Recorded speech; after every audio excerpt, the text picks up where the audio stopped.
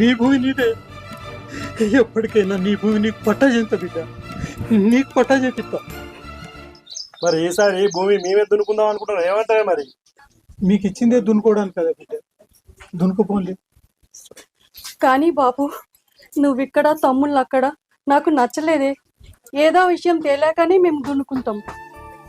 అగో గట్లా అంటావేంది? వాళ్ళు మన కట్టం కిందనే రాసి ఇచ్చేది, వాళ్ళని అడిగేది. నడువు దున్నుకుందాంపా. నువ్వు అట్లా ఆగు.